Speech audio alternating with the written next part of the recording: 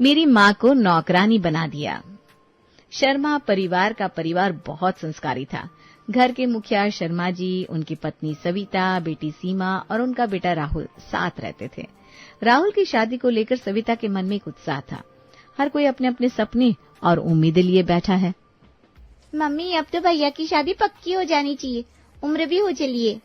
बिल्कुल, अब तो लड़कियां खुद पूछने लगेंगी, राहुल बाबू कमारे कैसे? अभी कोई ढंग की लड़की मिल नहीं रही, ये भी कोई काम है? लड़की नहीं मिल रही या भैया ही तैयार नहीं है? सब सुन रहा हूँ मैं। बेटा अब तो तू भी सोच ले, घर सुना सुना लगता है। हम तो कब से कह रहे हैं, घर में बहू आएगी तो रौनक आ जाएगी। मुझे तो भाभी से सबसे पहले अपनी शॉपिंग करवानी है। शादी कोई खेल नहीं है, सोच समझ कर करना चाहिए। तू ही बता, कोई है क्या तेरे दिल में? अरे अगर किसी को पसंद करता है तो बता दे बेटा। अभी कुछ तय नहीं है, पर कुछ बातें दिमाग में चल रही है। अरे हमें तो बता, तेरे लिए अगर सही होगा तो हम साथ हैं। हाँ बेटा, शादी तेरी है पर फैसला घर का भी तो होता है। चलो लिस्ट बनानी शुरू करो, भाभी में क्या क्या चाहिए। काश सब कुछ इतना आसान होता। रोज रोज शादी की चर्चा सुनकर राहुल अब परेशान हो चुका था। वो मन ही मन फैसला करता है कि अब और सच नहीं छुपाएगा। वो अपनी माँ सविता को बता देगा कि वो गुप्ता जी की बेटी सोनम से प्यार करता है। माँ, एक बात कहनी थी आपसे। बोलना बेटा, क्या बात है? पर आप पहले वादा करो कि गुस्सा नहीं करोगी। अरे बाप रे, इतना डर क्यों रहा है? कुछ गलती की है क्या? नहीं माँ, पर बात दिल की है और बहुत वक्त से दिल में दबाई हुई है। अरे अब तो डरा ही दिया तूने, साफ साफ बोल बेटा, क्या हुआ है? माँ, मुझे प्यार हो गया है। अरे आखिरकार तूने मान ही लिया। मतलब? ये बता, कौन है वो लड़की? गुप्ता जी की बेटी सोनम। सोनम? हाँ माँ, हम कॉलेज से एक दूसरे को जानते हैं। अब भी बात होती है। बहुत अच्छी लड़की है माँ, समझदार है, सुलझी हुई है। देख बेटा, बात कोई छोटी नहीं है, पर तूने इतने साल कुछ बताया ही नहीं। डरता था माँ, कहीं आप और पापा नाराज ना हो जाओ। तेरे पापा पुराने ख्यालों के हैं बेटा। आपको सोनम के फोटो दिखाऊं माँ? हाँ बेटा दिखा, मैं भी देखूं कैसी पसंद है तेरी। राहुल जब सविता को सोनम की फोटो दिखाता है तो सविता का चेहरा उतर जाता है। उसे लड़की पसंद नहीं आती, ऊपर से उसे लव मैरिज का ख्याल भी कभी पसंद नहीं था। उसकी चुप्पी बहुत कुछ कह जाती है। माँ देखो, ये है सोनम।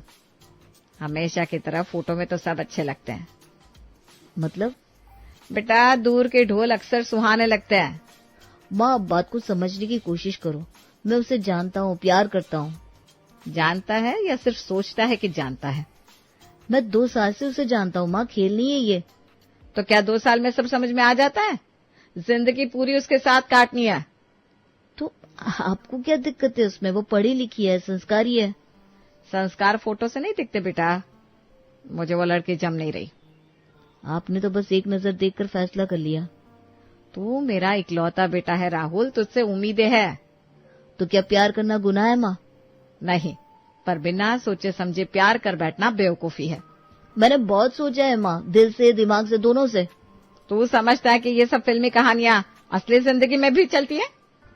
माँ, मैं आपसे पूछने नहीं, बताने आया हूँ, पर आपकी रजामंदी मेरे लिए बहुत जरूरी है। तो सुन ले, मेरी मर्जी इस रिश्ते में नहीं है। इतनी आसानी से इनकार कर दोगी माँ? हाँ, क्योंकि लव मैरिज में बाद में सिर्फ पछतावा रह जाता है। आप मुझ पर भरोसा नहीं करती? मैं तुझ पर करती हूँ बेटा, पर उसके इरादों पर नहीं। वो कोई गलत लड़की नहीं है माँ। तेरे लिए नहीं होगी, पर मेरी नजरों में बहू बनने लायक भी नहीं है। तो आप क्या कभी नहीं मानेंगी? नहीं, ना आज ना कल। मैं अपनी मर्जी के खिलाफ तेरा रिश्ता नहीं करूंगी। राहुल चुपचाप बैठा रह जाता है और सविता अपने कमरे में चली जाती है। टूटे दिल के साथ वो अपनी बहन सीमा से बात करता है। सीमा अपने भाई का दर्द समझकर उसे हिम्मत देती है और माँ को मनाने का वादा करती है। भैया इतनी रात को? सीमा, एक बात करनी है। बोलो ना, क्या बात है भैया? मैं एक लड़की से प्यार करता हूँ, उसका नाम सोनम है। क्या बात है भैया, मैं बहुत खुश हूँ, पर आपसे नाराज भी। मुझसे नाराज क्यों है? आपको प्यार हो गया, मुझे भाभी मिल गई और आपने मुझे बताया भी नहीं। अरे मैंने माँ को बताया था। और क्या कहा माँ ने? माँ ने मना कर दिया सोनम के लिए। क्या? लेकिन क्यों? उन्हें लड़की पसंद नहीं आई और ऊपर से लव मैरिज का नाम सुनते ही नाराज हो गई। ओह, आपको तो पता है उन्हें लव मैरिज का नाम ही पसंद नहीं है। पर सीमा, मैं उसके बिना नहीं रह सकता। इतना प्यार करती हो? उसके बिना सब कुछ अधूरा सा लगता है सीमा। भैया तुम फिक्र मत करो, मैं माँ को मनाऊंगी। माँ बहुत जिद्दी है सीमा, तुझे नहीं पता। माँ मेरे बिना 2 घंटे भी नहीं रह सकती, मैं उन्हें धीरे धीरे समझाऊंगी। लेकिन वो सोनम की फोटो देखकर ही नाराज हो गई। अरे दिखाओ तो सही, कौन है मेरी होने वाली भाभी? राहुल फोन से फोटो दिखाता है। सीमा अपनी होने वाली भाभी सोनम को देखकर खुश हो जाता है। ओह माय गॉड, भाभी तो बहुत प्यारी है ना? अब तो मैं खुद चाहती हूँ कि यही मेरी भाभी बने। बस माँ को मना लो यार, मैं थक गया हूँ लड़ते लड़ते। भैया तुम चिंता मत करो, तुम सच में कोशिश करोगी? तुम्हारे लिए तो जान भी दे दूं। माँ को मनाना तो छोटी सी बात है। अब लग रहा है कि मैं अकेला नहीं हूँ। भाभी आएंगी ना तो सबसे पहले मेरी शॉपिंग होगी। अगर तुम माँ को मना ले तो तू जो कहेगी करूंगा। डन डन डन, बस उदास मत हो भैया, अब तुम्हारी बहन सब संभालेगी। सीमा और राहुल की मुस्कान एक नई उम्मीद लेकर आती है। सीमा अपनी माँ सविता से बात करती है। माँ आखिरकार मान जाती है, लेकिन एक शर्त के साथ। माँ एक बात कहनी थी। बोल बेटा, लेकिन हाँ, राहुल के बारे में कुछ मत कहना। माँ आप जानती है भैया कितना टूट गए हैं। हाँ, टूटने वाले को जोड़ना जरूरी नहीं होता। पर माँ वो लड़की गलत नहीं है, आप बस एक बार मौका तो दो। मौका? आजकल की लड़कियां मौका पाने में ही तो माहिर होती हैं। माँ हर लड़की एक जैसी नहीं होती। बिल्कुल, और हर माँ भी एक जैसी नहीं होती। आप तो हमेशा कहती थी आप अपने बच्चों की खुशी से बढ़कर कुछ नहीं चाहती। चाहती हूँ, पर आंख बंद करके नहीं बेटा। तो फिर आंख खोलकर देखिए ना, लेकिन देखने से पहले ही तो फैसला मत लीजिए। सविता कुछ देर चुप रहती है, फिर अचानक बहुत शांत आवाज में बोलती है, ठीक है, मैं मानने को तैयार हूँ। सच माँ? पर एक शर्त पर। कौन सी शर्त? मैं उस लड़की के घर 1 महीने के लिए नौकरानी बनकर रहूंगी। क्या? हाँ, जो लड़की मेरी बहू बनेगी उसकी असलियत मुझे अपनी आंखों से देखनी है। माँ ये आप क्या कह रही हो? मैं अपने इकलौते बेटे की जिंदगी किसी धोखे के हाथ में नहीं सौंप सकती। इतने में राहुल आ जाता है, अपनी बहन और माँ की बात सुन लेता है। माँ आप ये कैसे शर्त रख रही हैं? सिर्फ 1 महीना बेटा, अगर लड़की वाकई तेरे प्यार के काबिल हुई तो मैं खुद तेरी शादी कराऊंगी। आप मेरी माँ है, नौकरानी नहीं। मैं तेरी माँ हूँ, इसलिए अपनी नजर से सब देखना चाहती हूँ। माँ घर वाले क्या कहेंगे गुप्ता जी? उन्हें कुछ नहीं बताना। मैं किसी एजेंसी से भेजी हुई नौकरानी बनकर वहाँ काम करूंगी। पर ये तो हद है माँ। हद से बढ़कर भरोसा टूटना बुरा होता है बेटा। और अगर उन्होंने पहचान लिया तो मैं उन्हें सच बता दूंगी कि एक माँ हूँ और मुझे अपने बेटे की जिंदगी की कीमत पता है। इतने में शर्मा जी यानी कि राहुल के पापा कमरे में आते हैं। ये क्या तमाशा चल रहा है? पापा, माँ एक शर्त पर मेरी शादी के लिए राजी हुई है। कौन सी शर्त? माँ सोनम के घर नौकरानी बनकर रहना चाहती है। सविता, ये पागलपन है। ये माँपन है, पागलपन नहीं। घर की इज्जत मिट्टी में मिल जाएगी। और अगर बहू गलत निकली तो इज्जत बचेगी। आपको मुझ पर भरोसा नहीं माँ? बेटा तेरे इरादों पर है, पर उसके किरदार पर नहीं। माँ आपकी ये शर्त बहुत अजीब है, पर हम जानते हैं बिना इसके आप मानेंगी नहीं। मुझे तो अब भी यकीन नहीं हो रहा कि तुम ऐसा करोगी। तो देख लीजिए माँ की ममता कहाँ तक जा सकती है। राहुल अपनी बहन की ओर देखता है। सीमा धीरे से सर झुका लेती है। सबको पता था कि ये शर्त माने बिना कुछ नहीं होगा। ठीक है माँ, 1 महीना, लेकिन वादा करो अगर सब ठीक निकला तो आप मना नहीं करोगी। मैं वादा करती हूँ, मैं मना नहीं करूंगी। गुप्ता जी का परिवार दिल्ली में रहता था। घर में पत्नी सरोज, बेटा रोहन, बहू काजल और प्यारी बेटी सोनम थी, जो दिल की बहुत नेक और संस्कारी लड़की थी। सोनम बेटा रहने दे, ये काम नई काम वाली के लिए है।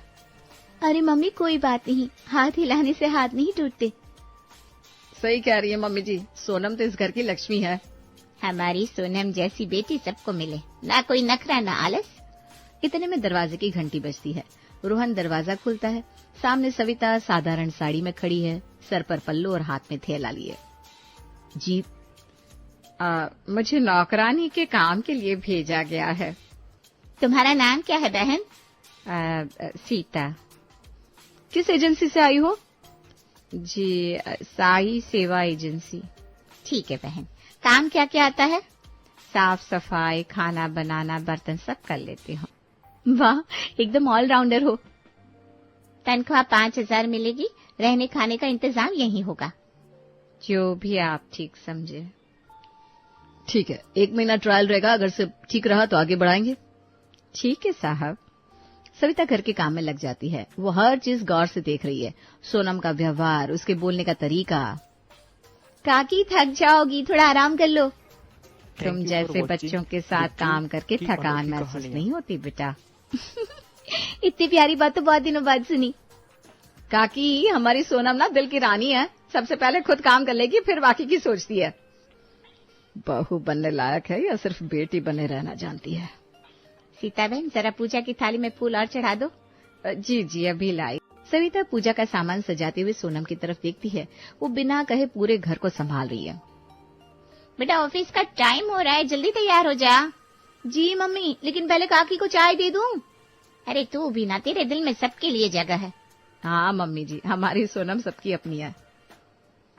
चेहरे पर मुस्कान, बातों में मिठास, लेकिन असली रंग तो वक्त पर ही सामने आता है। सविता काम में लग जाती है, लेकिन नजरें सोनम पर टिकी रहती हैं। वो अपने पहले तरीके को अंजाम देती है। काकी, वो मेरी नीली शर्ट जरा अच्छे से प्रेस कर दीजिएगा, आज क्लाइंट मीटिंग है। अब देखते हो तेरी मुस्कान कब तक रहती है। सविता जानबूझकर स्त्री देर तक शर्ट पर रख देती है।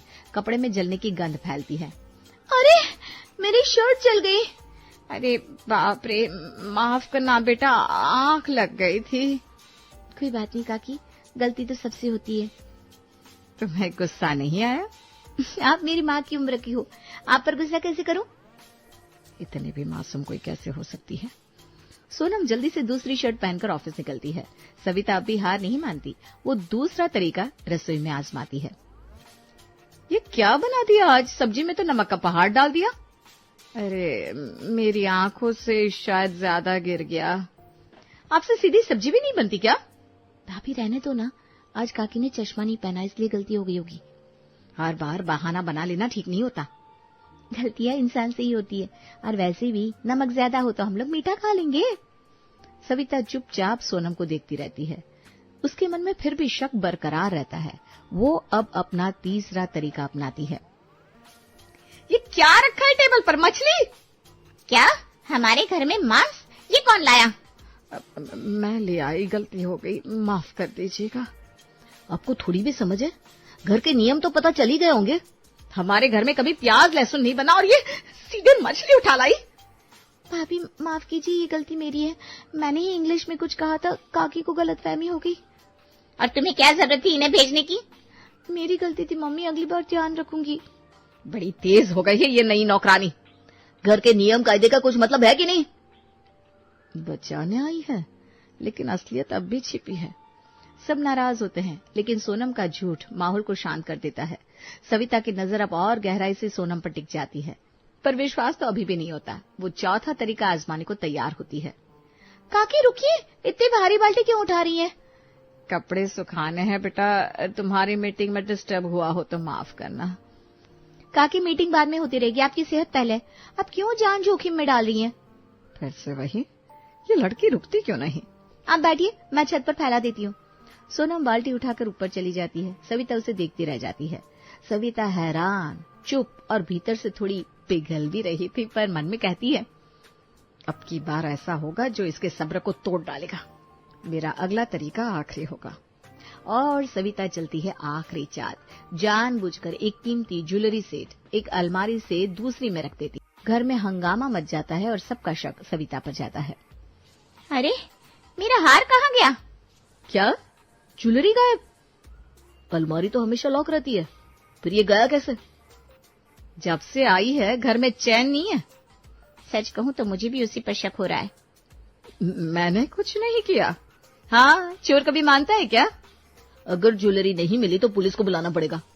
पुलिस? इतनी बड़ी होकर चोरी क्यों करूंगी मैं? उम्र बड़ी है लेकिन नीयत साफ नहीं है। बस बहुत हो गया। अब भी तू इसे बचाएगी? हाँ, क्योंकि किसी बुजुर्ग पर बिना सबूत इल्जाम लगाना पाप है। सोनम, जरा सोच समझ के बात कर। मैंने सोच लिया भैया, अगर ज्वेलरी नहीं मिली तब भी पुलिस नहीं आएगी। क्योंकि ज्वेलरी मैं खुद ढूंढूंगी। सोनम पूरे कमरे की तलाशी लेना शुरू करती है। सविता चुपचाप भावहीन चेहरा लिए देख रही थी। ये देखिए, ज्वेलरी यहाँ रखी है। यहाँ? लेकिन ये अलमारी तो मैंने देखी थी। गलती मेरी है, मैंने ही ज्वेलरी को यहाँ रख दिया और भूल गई। क्या? हाँ भाभी, इसमें काकी की कोई गलती नहीं है। हमें माफ कर दीजिए काकी। हम सब ने बहुत गलत बोल दिया। सच में हमसे बड़ी भूल हो गई। सब सविता से माफी मांगते हैं। सोनम चुपचाप उनके पास बैठ जाती है। सविता की आंखें नम हो जाती है। पहली बार उसका दिल पिघलता है। ये लड़की तो सच्चे सोने जैसी निकली। शाम का समय होता है। सविता बैठक में बैठी है। वहां सभी घर वाले मौजूद है। सविता की आंखें भीगी होती हैं। सोनम, एक बात कहूं? जी काकी। तुमने इतना सहा फिर भी एक शब्द नहीं कहा। बात क्या है सीता?